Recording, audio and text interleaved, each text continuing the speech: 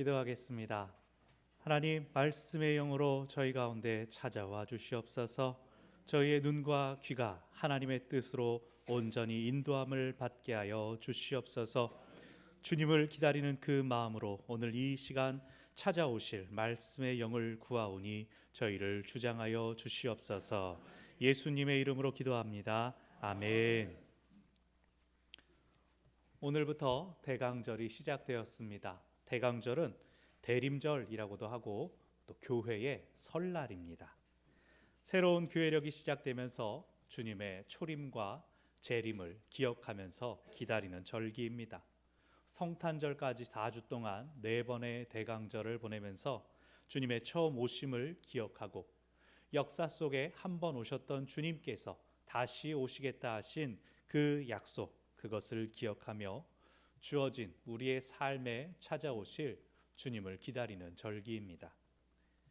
이번 대강절 4주의 기간 동안 기다리는 사람들이라는 제목으로 말씀을 나누려고 합니다. 주님의 말씀 앞에 저희들 자신을 되돌아보고 또 장차 새 일을 행하실 주님을 바라보면서 주님의 오심을 기다리는 간절함이 저희들 안에 깊어지기를 바랍니다.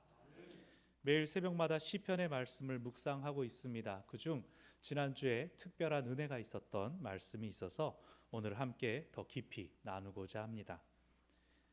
현재 살펴보고 있는 시편의 전반부에는 다윗의 시가 많이 있습니다. 시편은 하나님께 드리는 기도나 또 찬송의 모음집이죠.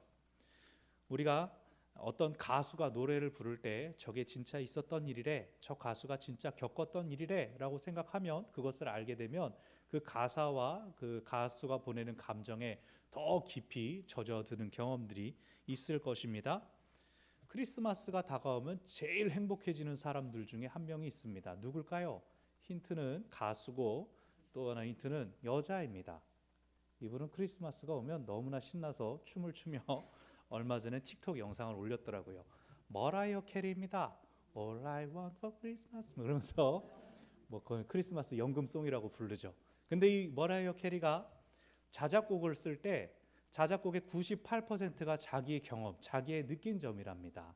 일상에서 영감이 떠오를 때 그것을 시나 가사로 쫙 표현해 놨다가 곡을 붙여서 그렇게 노래를 냈다고 해요. 우리나라 노래에서 우리가 잘 알고 있는 잘못된 만남 있지 않습니까? 넌 아무 고민 이건 크게 부르지 않고 그 어느 날 너와 내가 심하게 다툰 어느 날 이후로 너와 내 친구는 뭐 이렇게 했던 노래, 김건모 씨가 불렀죠. 근데 이 노래가 김건모 씨의 실화였다는 사실을 제가 최근에 알았네요. 여러분 이미 알고 계셨군요. 끄덕끄덕. 작곡가 유영석이 김건모의 애인을 세상에 그런 식으로 가로채갔답니다. 그런데 그래서 김건모 씨가 또 실연에 빠져서 이걸 썼느냐, 또 그건 아니에요. 이 김건모한테는 선배인 김창완 씨가 이걸 얘기를 듣고 오 괜찮은데 그러고 노래를 써버렸답니다. 이거 네 얘기니까 네가 불러라.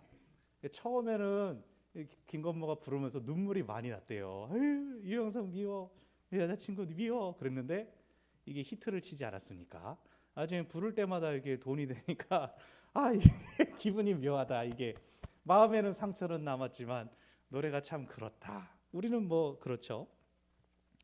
다윗의 시도 마찬가지입니다. 우리가 시편을 묵상해 갈 때 더 은혜를 받고 또 감정을 이입할 수 있는 것은 이 시를 지은 다윗이 어떠한 삶을 살았는지, 그가 어떠한 질고를 겪었는지를 우리가 알기 때문이죠. 다윗이 어떠한 삶을 살았습니까? 가족 중에, 형제들 중에 막내였습니다. 오늘날 우리는 막내면 막둥이로 귀여워해주고 이뻐해주고 다 들어주지만 팔레스타인 지방의 막내는 그렇지 않았습니다. 아직 사람이 덜 되어서 너는 집에서 심부름이나 해라, 너는 밖에 나가서 굳은 일이나 해라, 그것이 막내였습니다.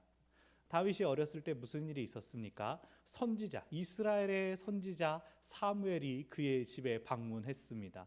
온 동네가 발칵 뒤집힐 정도로 큰 사건인데 아버지 이새가 그 형제들을 다 불러다가 하나님의 사람이 왔으니 그 앞에 쭉 자랑하면서 축복 기도도 받고 그러면 얼마나 좋습니까? 그런데 형들은 다 세워놓고 막내 다윗은 너는 양이나 쳐라 그러고 들에 내보냈었습니다. 그런데 하나님께서는 그를 불러오게 하시고 그를 선택하여 기름 부음 받게 하셨습니다. 그를 미래의 왕으로 하나님께서 선택하여 주셨습니다. 그리고 그 다음 날부터 다윗의 삶이 180도 바뀌지가 않았죠. 다윗의 삶은 여전했습니다. 왜냐하면 사울 왕이 아직 멀쩡히 서 있는데 새로운 왕이 사울의 아들이 아니라 전혀 유다 지파의 한 어린 목동이라고. 그래서 아마 다윗에 대한 그런 기쁜 소식은 자기들 안에서만 담고 있었을 것입니다. 그래서 블레셋이 이스라엘 군대에 쳐들어왔을 때 다윗은 집에서 잡일을 하기 위해 남겨지고 형들이 싸움에 나가지 않았습니까? 아버지가 근데 그 전쟁터로 야 형들을 위하여 이 위문품들을 전달해라 라고 다윗을 보냈을 때 다윗이 본 것이죠. 용병 골리앗이 하나님의 군대 이스라엘과 또 하나님을 모욕하는 것을 듣고 보게 되었습니다. 그리고 자기가 참지 못해 그 싸움에 나아가 골리앗을 쓰러뜨렸죠. 큰 용기와 또 하나님을 향한 믿음을 가진 그 다윗을 좋게 보아 그가 장수로 싸우는 자로 사울 왕 앞에 서게 되었습니다. 이것이 다윗의 데뷔 첫 번째 스토리고 두 번째 스토리도 알고 있죠. 사울에게 악신이 들려서 그가 괴로워하는데 음악을 잘 연주하는 사람, 수금을 잘 타는 사람 다윗이 어떻게 소개를 받아서 그가 사울 앞에서 연주할 때 사울의 마음이 평안해져서 사울이 너 내 전속 테라피스트로 나와 함께 있자, 그렇게 사울 왕 앞에 서게 되었다. 두 가지 이야기가 있습니다. 어느 쪽이 맞는 이야기인지 혹은 두 가지가 잘 섞이고 버무려졌는지 성경은 잘 알려주지 않습니다. 어떤 쪽이든 다윗은 생각지도 못했던 기회를 통해 왕좌에 가까이 나아가게 됩니다. 사울 왕의 총애를 받고 사울 왕의 사위가 되었습니다. 그런데 그 총애를 받았던 다윗이 어느 순간 추락하기 시작합니다. 다윗이 잘못한 게 없는데 사울이 질투하고 미워하고 분노하여서 다윗을 죽이려 그러고 결국 다윗은 쫓겨다니지 않습니까? 그 도망다니는 데에 다윗은 자신의 가정 왕성하고 강력했던 30대의 시간을 다 허비하고 말았습니다. 사울이 그냥 추격하는 정도가 아니라 온 이스라엘 군대를 동원하여서 다윗을 잡겠다고 온 광야를 쑤시고 다니는 바람에 다윗은 늘 숨어 다녀야 됐습니다. 피해 다녀야 됐습니다. 그의 신분이 이스라엘의 사랑받는 장군으로부터 갑자기 바닥으로 왕에게 추격을 당하는 왕의 범죄자가 된 것으로 인하여 다윗에게 찾아오는 사람들이 있었습니다. 그런데 그 사람들이 어떤 기이한 인연을 가지고 힘을 숨기고 있었던 그러한 사람들이 아니라 세상으로부터 멀어진 사람, 사회에 적응하지 못한 사람들, 떠돌이들, 건달들, 이러한 사람들이 다윗에게로 모여 들어왔습니다. 다윗의 일생 가운데 몇 번이고 사울에게 복수할 수 있는 기회가 찾아왔습니다. 그런데 다윗은 그러한 순간들 때마다 모든 것을 하나님께 맡겨드리고 자신은 다시 도망갔습니다. 달아나고 또 달아났습니다. 하나님만을 바라고 의지했던 다윗은 자신에게 주어진 복수의 순간들처럼 하나님의 놀라운 도우심을 그 도망다니는 순간마다 경험하였습니다. 결국 이스라엘 땅에 발붙이지 못해서 블레셋 땅에 망명하려고 했을 때 블레셋 왕과 또 사람들 앞에 섰을 때 블레셋 사람들이 이야기하지 않습니까? 이 다윗은 블레셋 군대를 많이 죽인 사람입니다. 이스라엘의 영웅이었던 이 사람을 우리가 받아주면 우리가 위험하게 됩니다 라고 자신의 어떤 존재가, 정체성이 위협당하려고 할 때 다윗이 쓴 방법은 무엇입니까? 가두왕 아기스 앞에서 정상으로 보이지 않으려고, 용사로 영웅으로 보이지 않으려고 침을 질질 흘리며 미친 척을 해서 그 곤경을 빠져나오곤 하지 않았습니까? 그 비참한 상황을 떠올리게끔 어떻게든 그렇게든 도망칠 수 있게 해주신 것이 하나님의 은혜요, 하나님의 도우심이었습니다. 다윗이 나중에 왕 위에 올랐습니다. 그가 완전한 왕이었습니까? 그가 실수도 하고 잘못도 저질렀습니다. 그러나 다윗은 이러한 지난 시간들을 통하여 기본적으로 하나님을 잘 의지하고 하나님을 바라보는 훈련이 되어 있었습니다. 오늘 시편에 그러한 다윗의 마음이 잘 반영되어 있습니다. 오늘 시편 25편에서 다윗은 자기 개인 혹은 국가적인 어려움 앞에 하나님의 도움을 구하는 내용이 담겨 있습니다. 오늘 시편에서 다윗이 하나님을 어떠한 분으로 기대하고 또 어떠한 분으로 생각하는지 고백하는지를 알 수가 있습니다. 다윗은 어떠한 하나님을 구하고 부르고 있습니까? 또 오늘 말씀과 함께 생각하기 원하는 것은 우리가 기다리는 하나님은 어떠한 분입니까? 우리는 하나님을 어떠한 분으로 고백하며 찾아오시기를 기다리고 있습니까? 첫 번째로 하나님은 하나님을 바라보는 사람들의 기도를 들어주시는 분이십니다. 1절에서 다윗은 자신의 영혼이 하나님을 우러러본다고 고백합니다. 2절에서 다윗은 내가 주께 의지하였습니다 라고 고백합니다. 그리고 15절에서 다윗은 내 눈이 항상 여호와를 바라보문 하고 말합니다. 다윗은 이전부터 하나님을 바라보고 의지했노라고 고백하고 있습니다. 다윗의 하나님에 대한 태도는 늘 하나님을 우러러보며 하나님을 의지하고 신뢰하고 기대하는 것이었습니다. 아까 말씀드린 것처럼 다윗은 사울에게 쫓겨다니면서 광야에서 그 들판에서 도망자로서 귀한 청춘을 다 허비해버렸습니다.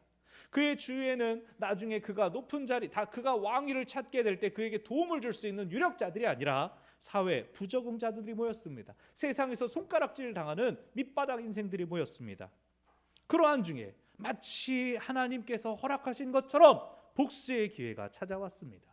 그가 숨어있던 굴에 사울이 단신으로 들어오는 일이 있었습니다. 모두가 깊이 잠들어서 다윗과 부하들이 사울랑 가까이 가는데 아무도 깨어나지가 않습니다. 주위 사람들이 모두 말했습니다. 이것이 하나님께서 주신 기회입니다. 당신의 원수, 당신을 추격하는 저 사울을 물리치면 당신이 더 이상 쫓겨다니지 않을 것이고 당신이 왕이 될 수 있을 것입니다. 당신의 손을 더럽히는 것이 걱정된다면 그 일 제가 하겠습니다. 제가 하겠습니다. 제가 왕의 원수를 갚겠습니다. 사람들이 다 그렇게 말했습니다. 그러나 다윗은 그런 방법을 받아들이지 않았습니다. 그에게 정통성이 있었습니다. 그에게 명분이 있었습니다. 하지만 그는 철저히 하나님만 바라며 하나님의 방법을 구했습니다. 하나님의 때를 기다렸습니다. 이것은 세상에서는 손해보는 방법일 것입니다.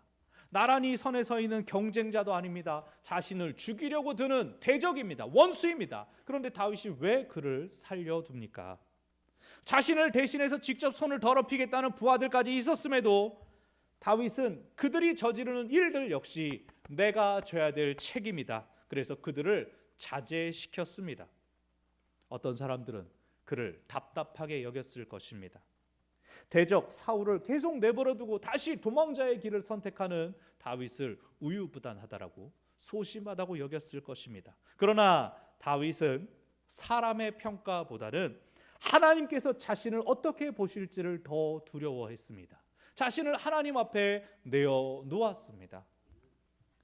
하나님은 마침내 하나님을 두려워할 줄 안 다윗의 의를 드러내셨습니다. 하나님께서 친히 다윗의 손을 더럽히지 않고 원수를 물리치셨습니다.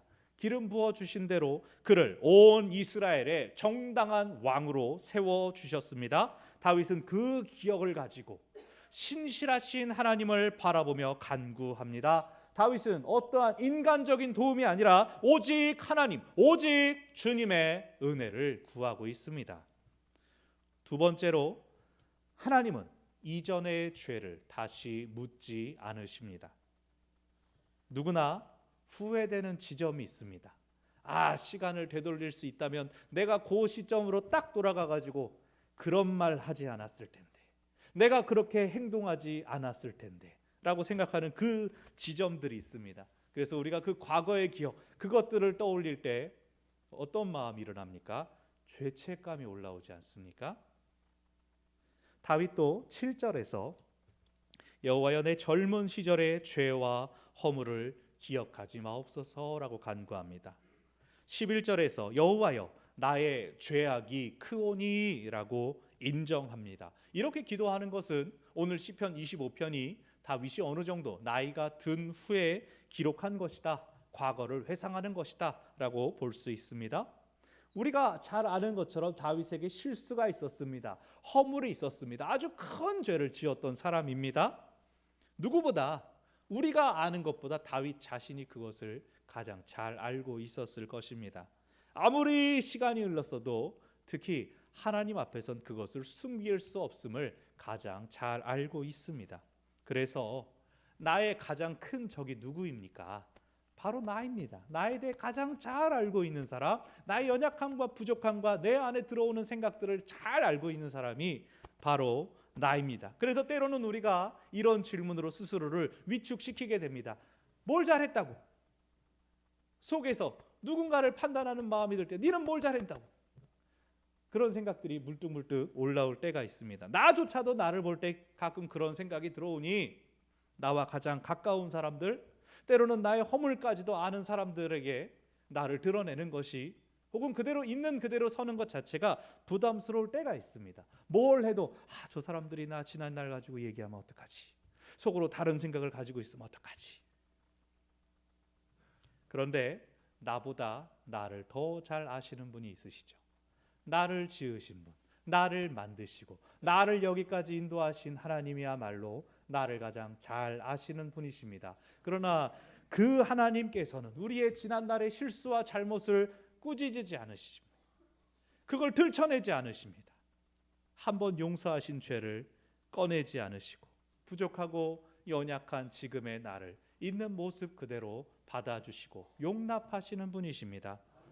하나님은 예수 그리스도의 십자가로 모든 죄를 단번에 용서하셨습니다. 요한일서 1장 9절에서 만일 우리가 우리 죄를 자백하면 그는 미쁘시고 의로우사 우리를 모든 불의에서 깨끗하게 하실 것이요, 우리에게 주신 약속의 말씀입니다. 하나님께 나아가는 길이 우리 앞에 항상 열려 있습니다. 우리는 우리를 향한 모든 정죄와 지난 시간의 과오로부터 자유로운 사람들입니다. 세 번째로 하나님은 우리의 나아갈 바를 알려주십니다. 오늘 다윗은 하나님께서 모든 문제와 어려움을 해결해 주시기를 구하는 것이 아닙니다. 다윗이 간절히 구하는 것은 무엇입니까? 주님의 길을 가르쳐 주십시오. 하나님이 원하시는 것을 알려주십시오. 이것입니다. 4절, 주님의 도를 내게 보이시고 주의 길을 내게 가르치소서. 5절, 주의 진리로 나를 지도하시고 교훈하소서. 9절, 온유한 자를 정의로 지도하시며 온유한 자에게 그의 도를 가르치시리로다. 12절, 그가 택할 길을 그에게 가르치시리로다. 하나님께서 길을 가르쳐 주시기를 원합니다. 하나님께서 보여주시기를 원합니다. 하나님께서 알려주시면 다윗은 뭐 하겠다는 겁니까? 나는 하나님께서 알려주시는 그 길을 선택하겠습니다. 나는 순종하겠습니다. 나는 따라가겠습니다. 다윗은 순종할 각오가 되어 있습니다. 다만 어떻게 하는 게 하나님께서 기뻐하시는 것인지 그것을 알지 못해서 그것을 구하는 겁니다. 하나님 알려주시기만 한다면, 하나님 보여주시기만 한다면 내가 그 길로 가겠습니다 라고 하고 있습니다. 우리도 이렇게 기도할 겁니다. 사실 우리 기도가 왜 어렵습니까? 과연 하나님께서 원하시는 걸 어떻게 알 수 있을까? 이것이 정말로 하나님께서 기뻐하시는 선택일까? 내 안에 확신이 들지 않을 때가 있지 않습니까? 하나님 어떤 방법으로 내게 응답하실까? 응답하신다면 내가 그것을 알아들을 수 있을까? 이런 것들 때문에 우리 기도가 어렵습니다. 하나님의 뜻을 알아듣는 것, 그것을 식별 또는 분별이라고 합니다. 종교개혁이 일어나기 직전 하나님의 뜻을 구하는 것에 대해 깊이 기도하고 생각했던 로욜라의 이냐시오가 있었습니다. 그는 식별의 기준을 이렇게 삼았습니다. 하나님께 보다 더 영광이 되는 길을 선택하라. 하나님께서는 영광 받으시기 위하여 우리를 창조하셨습니다. 우리는 하나님께 영광 돌리기 위해 지음받은 존재입니다. 우리의 모든 삶과 목적이 하나님께 영광 돌리는 데 있습니다. 그렇다면 우리가 고민해야 될 것은 어떻게 하면 우리가 하나님께서 우리를 지으신 목적에 맞게 살아갈 수 있을까? 다시 말해, 우리가 어떻게 하면 보다 더 하나님께 영광을 돌릴 수 있을까?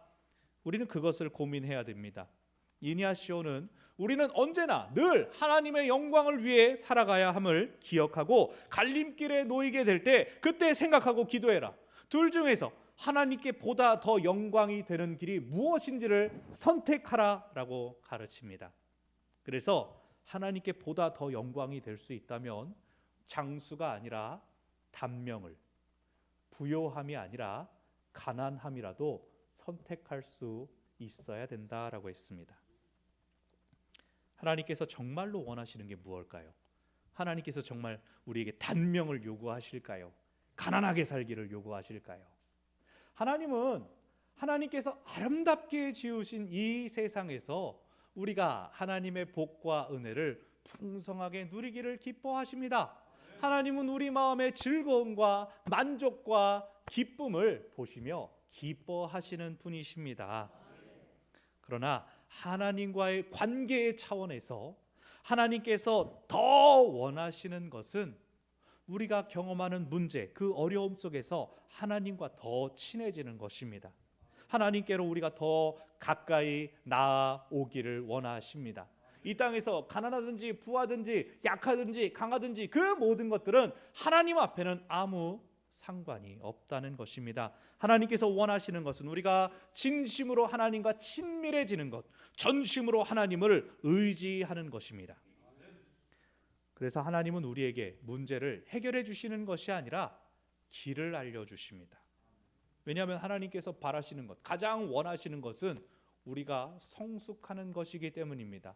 우리가 성장하고 하나님께 더 가까이 자라나는 것을 하나님께서 가장 원하시는 것이기 때문입니다. 이것을 바울이 에베소서 4장 13절에서 이렇게 표현합니다. 우리가 다 하나님의 아들을 믿는 것과 아는 일에 하나가 되어 온전한 사람을 이루어 그리스도의 장성한 분량이 충만한 데까지 이르리니, 그리스도의 장성한 분량이 충만한 데까지 성숙하기를, 자라나기를 하나님께서 원하십니다. 우리가 바라고 기다리고 있는 예수님께서 이 땅에 오셔서 이 땅에 계신 동안 하나님만 바라보고 사는 삶의 모범을 가르쳐 주셨습니다. 광야에서 그 육신의 한계 속에서 예수님은 하나님을 의지하여 말씀으로 시험을 이기셨습니다. 바쁜 사역 중에, 여행을 계속해서 다니는 그 일정 중에 새벽마다 홀로 기도의 시간을 통해서 하나님을 만났습니다. 예수님께서는 사람들의 죄를 용서하여 주시고 다시 묻지 않으셨습니다. 가늠하다 현장에서 잡힌 여인이 돌에 맞아 죽을 위기에 놓였을 때 사람들을 보내셨습니다. 죄 있는 자가 먼저 치라. 사람들이 다 떠나간 다음에 나도 너를 정죄하지 않노라 하셨습니다. 질병으로부터 사람들을 고쳐주시고 더 이상 다시는 나쁜 것이 생기지 않도록 하라. 예수님께는 그것이 끝이었습니다. 하나님께서 예수님을 가도록 보내신 십자가의 길은 결코 편안한 길이 아니었습니다. 그래서 예수님께서도 겟세마네에서 부르짖지 않으십니까? 장차 다가올 제자들마저 배신하게 될 것, 홀로 겪어야 될 고통, 그 죽음 앞에서 아버지여, 할 수 있거든 이 잔을 내게서 옮기시옵소서, 그렇게 부르짖었습니다.